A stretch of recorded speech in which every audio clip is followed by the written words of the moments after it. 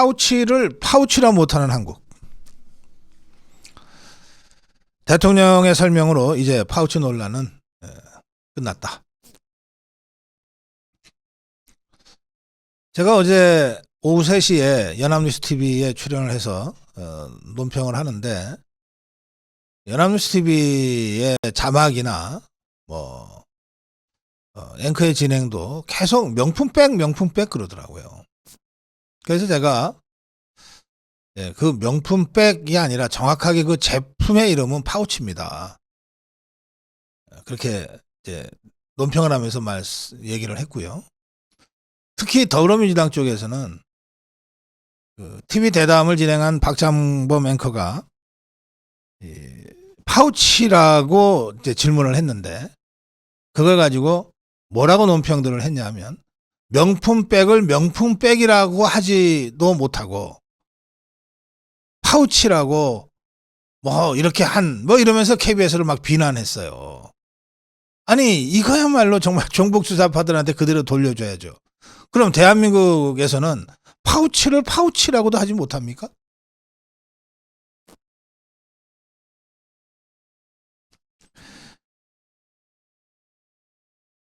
그 KBS 대담을 진행한 앵커는 최근에 많은 논란이 되는 이른바 파우치, 외국 회사 그 조그마한 백을 어떤 방문자가 김건희 여사를 만나 놓고 가는 영상이 공개됐다면서 이제 질문을 시작했어요. 이때 자막에 파우치 논란이라고 이렇게 떴어요.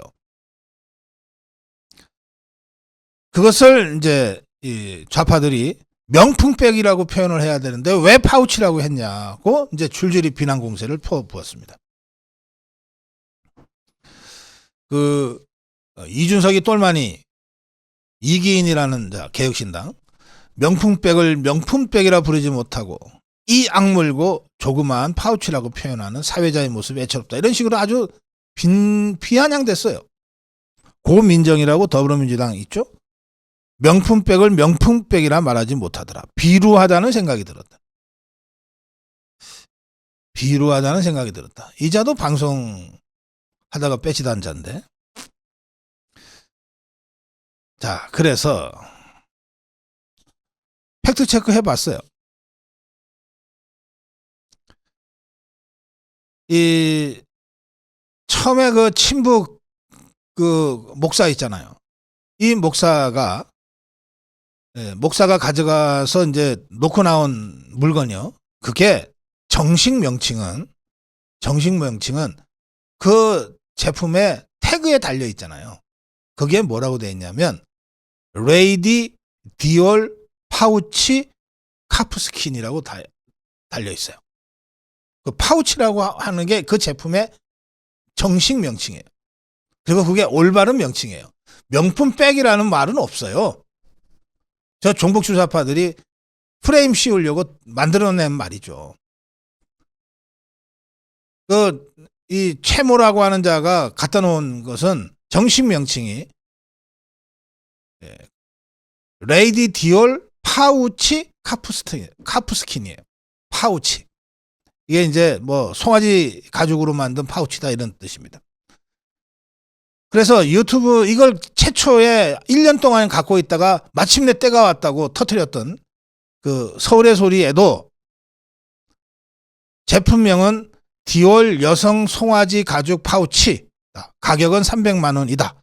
선물 구매 영상에도 디올 매장 직원이 이제 이걸 안내하잖아요. 레이디 디올 파우치인데 어쩌고 저쩌고 이렇게 돼 있어요. 다 파우치가 정식 명칭이에요. 이걸 명품백이라고 하면 잘못된 용어예요. 근데 이걸 명품백이라고 안 했다고 비난을 받아야 되는 게 한국 사회 아닙니까, 지금? 파우치라는 정확한 용어를 썼는데 명품백이라고 안 썼다고 지금 비난을 하고 있잖아요. 제가 어제 연합뉴스 TV에서 뭐 논평 다른 논평이 중요한 것들이 많아서 논평을 하면서, 근데 이거는 그냥 넘어갈 수가 없더라고요. 그래서 아니, 파우치를 파우치라고 불러야지 그럼 뭐라고 부르냐, 그렇게 한마디 하고 지나갔습니다. 윤석열 대통령은 이 파우치와 관련해서 아주 진솔하게 설명을 했어요. 그러면서 그 최모라는 자를 매정하다 싶을 정도로 단호하게 끊어내지 못한 부분이 좀 아쉽다 그랬어요.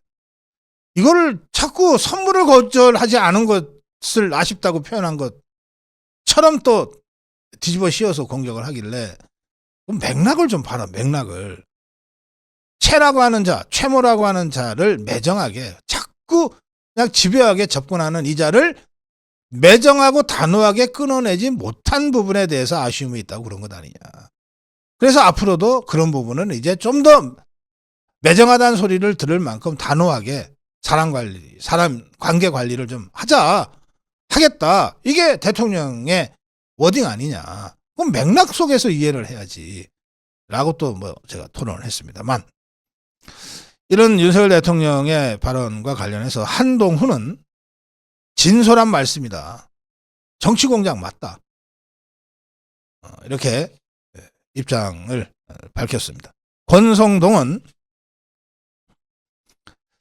어제 TV토론 대담을 그저께 방영된 걸 보고 대선 출마 선언과 대통령 취임 때의 다짐, 절박함을 가슴에 새긴 불망 초심의 자세를 느꼈다.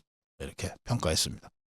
조정훈 의원은 대통령에게는 큰 기술, 화려한 말재주가 없다. 그걸 기대한 분들은 실망했을 수도 있지만, 그러나 제가 아는 윤석열 대통령의 스타일은 건강한 미숫가루 같은 거다. 국정 책임자로서 말을 조심하려는 모습이 진하게 느껴졌다. 많은 국민들이 걱정하셨던 이 파우치 관련 이슈에 대해서 질문 답변을 했다는 것 자체로 이미 대통령은 크게 매를 맞은 것이다. 국정에 관한 신년 대담에서 배우자에 관한 국민들의 걱정에 대해 시간을 그렇게 할애했다는 것 자체가 굉장히 중요한 결심이었다. 이렇게 평가했어요. 이용호는 윤석열 대통령이 충분치는 않지만 국민들에게 자신의 심정을 나름 표현했다. 국민들이 그래도 대통령의 마음을 이해하는 계기는 됐다.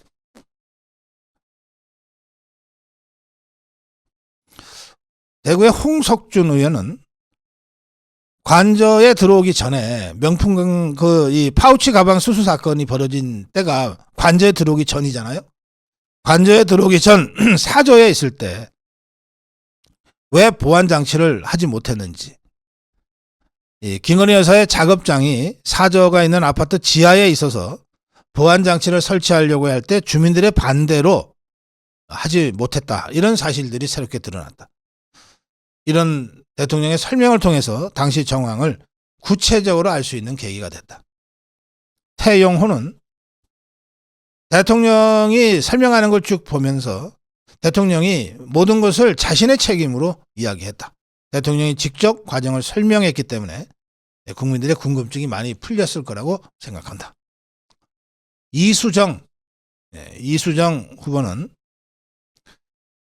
직접 솔직한 입장을 국민들에게 밝혔다. 그 표현을 보면 국민들에게 사과한 것으로 볼 수 있다.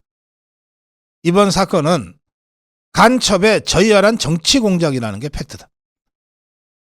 김건희 여사가 공작의 희생양인데 최 목사라고 하는 그 간첩에 가까운 사람의 공개 사과나 사법 처리가 먼저 있어야 하지 않겠는가. 나경원은 윤석열 대통령이 이 파우치 논란 관련해서 간접적 사과 표시를 했다고 생각한다. 표현이나 내용에 대해 충분히 이해가 된다. 진짜 고약한 공작이었다. 처음부터 그렇게 의도된 것이다. 윤석열 대통령이 대담에서 설명함으로써 이제 국민들의 생각도 정리되지 않았겠느냐. 이런 반응들입니다. 물론 정복 주사파들은 길길이 날뛰고 있어요. 자, 그래서 파우치를 파우치라고 하지 못하는 이 대한민국의 이 어두운 현실 속에서, 그러나 대통령의 설명으로 이 파우치 논란은 이제 끝났다. 더 이상 제3제사 얘기할 것 없다. 이렇게 정리해야 된다고 생각합니다. 정론 1침이었습니다.